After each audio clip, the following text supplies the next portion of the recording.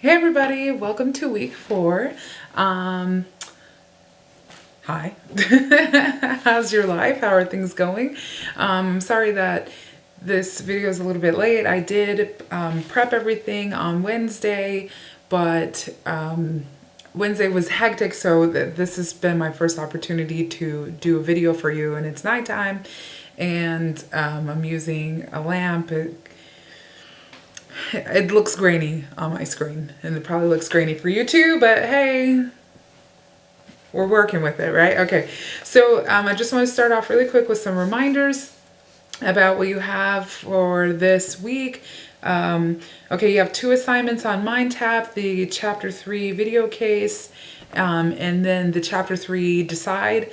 How do you like those decides? Like, it's like choose your own adventure. I know it's a little like short, like they're kind of quick and to the point, but I don't know. I just tell me how you like it. You can talk about it in a discussion board, or you can send me an email, or you could put it in the question and answer one. It's your world. Another update, Mind Date. Oh my God. Okay, I've taught 3 classes. I just filmed a video for the other online class. This is a lot of talking today, so I'm going to try to keep my words straight. Okay. MindTap due dates, they cannot be changed. Once they're put into the MindTap, that's it. I can't change them. I can't do anything about it. So that means that you cannot do any late, you can't make up any assignments for MindTap. Oh, gosh. Okay, sorry. I want to just communicate clearly. Sometimes it's tough. Okay, so again, MindTap due dates, they cannot be changed. Make sure that you keep up with those MindTap assignments, because once they are down, you can't go back. So there's that. You have a reading analysis for the article Black Men as Criminals and as Victims, and you have the discussion forum for this week.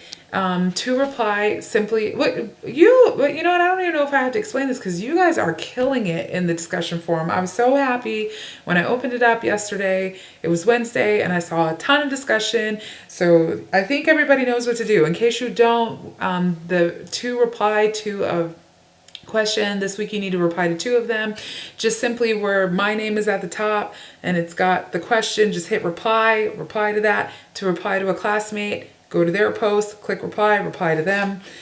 So yeah, fantastic. Okay. Something that's relevant that's happening this week. This is a criminology course. I am not sure if you are familiar with the shooting that happened in Oklahoma, the shooting of Terrence Crutcher. I'm going to talk about it a little bit later, but I want to know your thoughts about, what you think about it and what's going on. Okay, so let's get into the discussion forums. You need to post your first post by Wednesday. Most of you have done that. I could not be happier. My teacher heart is exploding. Thank you for doing that. Again, this doesn't mean that you need to do the entire discussion forum on Wednesday. In fact, I prefer that you don't. Allow people to get their conversations out, but don't feel the stress or the need to just get it all done on one day. I want you, checking in at least twice a week.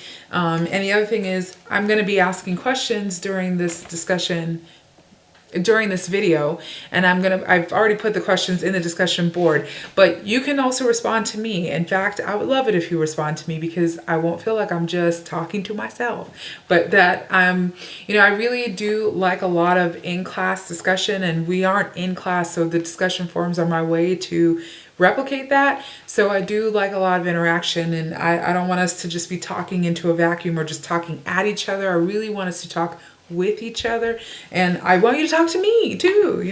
I'm here. All right. So again, outstanding conversations. I'm so happy to see all the discussions and what's going on. Okay, so let's get into the different forums. Let's start with the victims one, and this one is about should victims have more say in the punishment that is given to offenders. So David Taylor. It's interesting you brought up that, because I think the consensus for a lot of people were that if you have victims involved with punishment, then they're going to choose really harsh punishments. And then David, you were saying that like there should be a neutral third party who creates like a standard, that would be something that would benefit both the victims and the offender. And it sounds a lot like a jury, like, perhaps this is why we don't allow victims to come up with punishments, because they will come up with really harsh things, and they might not. I mean, there were some other examples that I saw of people who, they had some kind of crime happen to them and they weren't really angry. They just wanted, like I had read in the other class, a hit and run, and they were just like, I just wanted my vehicle repaired. So, but anyway, yeah, when I heard you say that there should be like a neutral third party, like that's the idea of juries too, right? Kimberly Bayardo, nice questions. You asked some questions in this one, and I love that. It really does help keep the conversation going. And that's the other thing. I will share questions throughout this, and like I said, I posted them in the discussion forum for you to talk about, because I'm noticing it's a lot of like, I agree with you. I agree with you. I agree when you said this. Those kind of conversations can be kind of tedious and you might be kind of bored. So it's good to get new questions in there. We don't have to all answer the same question. I'm trying to, again, like get conversation going. So thank you for helping me out with that, Kimberly. Brenda, I'm really sorry to hear what happened to your brother. Like multiple times, right? I think you were telling me something about a car being stolen from you multiple times, but your brother had an incident with larceny and assault. So, but nice job using your feelings about what happened to him to exemplify like why you feel like victims shouldn't be involved in sentencing, because having a family member go through something kind of traumatic like that is really awful. But yeah, life imprisonment is a bit harsh for larceny and assault, but I get it. Your emotions are running high and you're like, right.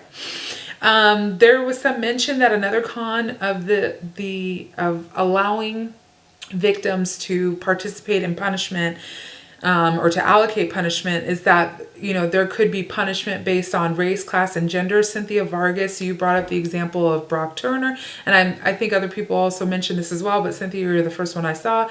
And in case anyone's unfamiliar with who Brock Turner is, he's a rapist who was only sentenced to 6 months in jail. And he was caught in the act of raping a girl. There was no he said, she said, none of that. He literally raped someone, was totally caught, and was only given 6 months in jail because he's a Stanford athlete. And he's a white male Stanford athlete, and the judge didn't want his career to be impacted by a prison sentence. So interesting. I want to know what your thoughts are on that. What do you think about the Brock Turner situation? And do you think that this is, something that would things have been different if Brock Turner wasn't a white male student athlete?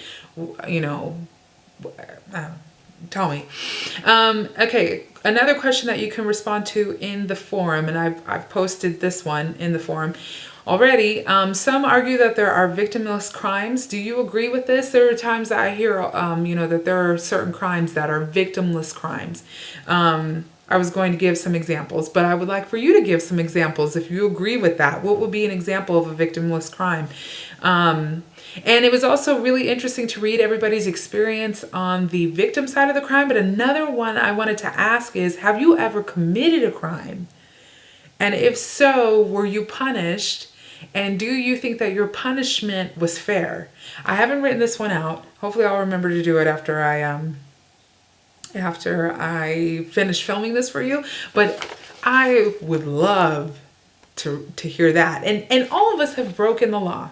Don't try to act like you haven't. If you've ever gone 80 on the freeway, or hell, even what is the speed limit? 65? If you've gone 66 on the freeway, you've broken the law. Were you punished for it? Have you ever gotten a speeding ticket? Did you think it was fair? Whatever crime it is you committed, have you killed a man and you want to get it off your chest? Let us know. It's an open class. It's online, right? Okay. So anyway, I want to hear about that. I really want to hear about that.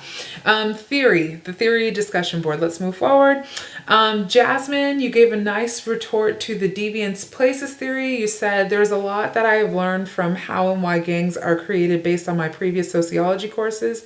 A lot of the crimes that are committed within the neighborhood tends to be due to a dispute between gang rivals and nothing directly with the victims who become targets at times. And that is so true. A lot of times people tend to think that like certain areas, especially areas that are known for like gang presence, that everybody in that area is a part of a gang. And most of the time, the majority of the people are not. And they are feeling just as trapped, you know, and victims to, you know, random assaults. But and a lot of times too, when we see that gang violence is usually someone who is also a part of a gang. So most of the time, there are times when innocent people do get caught up in, you know, gang violence between rival gangs.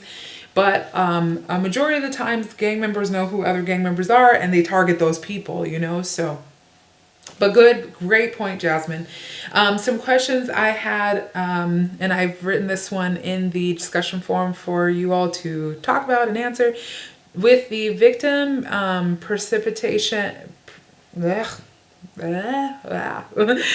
precipitation, lifestyle, and routine activities theories, do you think that there is a tendency to blame the victim? Do these theories essentially blame the victim? And then also, how could these theories be useful in helping to prevent victimization? And another question is, why might a focus on preventing victimization be problematic? And what I mean by that is, I'll give you an example. A lot of times with something like sexual assault or rape, we tell women, you know, watch what you're wearing, watch where you're going, don't hang out late at night, don't go to clubs by yourself, don't leave clubs by yourself, watch your drink, don't go into dark alleyways, don't hang out in a parking garage by yourself at night. We have all of these things that we tell women to protect themselves or to lessen their chances of sexual assault or rape happening to them. But it's so interesting that what we're kind of communicating is that rape is going to happen, sexual assault is going to happen, just make sure that it doesn't happen to you, right? So just let that marinate. Again, the question is, why might focusing on how to prevent victimization be problematic when it comes to like law enforcement or solving crime or, you know, getting rid of crime? Okay. The law discussion board. It's interesting. There are some mixed opinions about the Megan's Law and the Stand Your Ground law. A lot of the other discussion boards, like I said, the let's see, which one have we already covered? The victims discussion board, you seem to have a consensus about that. The theory one, there seems to be a little bit of a consensus, but the law one is where I saw the most mixed opinions, where some people agree with the laws and some disagree with these laws. Lorena, you mentioned about the Stand Your Ground law, and I thought that this was really great. I actually was asking this question. You mentioned that the Stand Your Ground law can be beneficial to certain groups while discriminating others for their race, gender, and socioeconomic class. And I just asked that in the previous class. Who does this law benefit? Who does this law harm? You can even look at some cases of who's benefited already from the Stand Your Ground law. And I mean, the book talks about George Zimmerman, but there are other people. And it's also interesting that this law hasn't been beneficial for people as well when it would seem like it would. Like, for example, there was a woman in Florida and she was in an abusive relationship, and her husband came into her house to try to kill her. Made no like bones about it. Like he admitted he was there to hurt her, to harm her, and to kill her. And she took out a gun and shot it into her ceiling and was arrested because the gun wasn't her gun. It wasn't licensed to her. And she tried to argue in court that she was standing her ground because she was in fear of her life. I mean, her husband said, "I'm going to kill you." And she didn't even shoot him. She shot a warning shot to try to scare him. And she did jail time. Jail time. Okay, so it's interesting, right? That law, it's just talk about it. I want to hear what you have to say about it. Okay, as for the Megan's Law, it's interesting that a lot of you pointed out that statutory rapists are also required to register as sex offenders.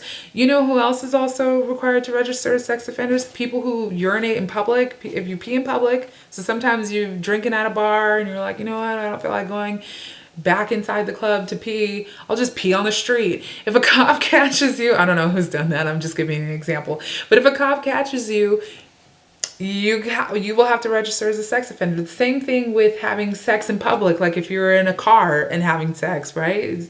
You could be put on the sex offender registry.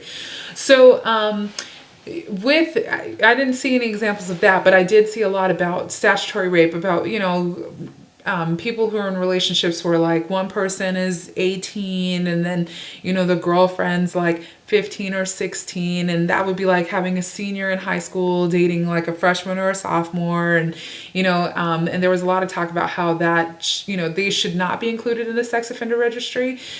So I had some questions. What if you don't think that statutory rapists should be included in the sex offender registry? Should there be a punishment for statutory rape?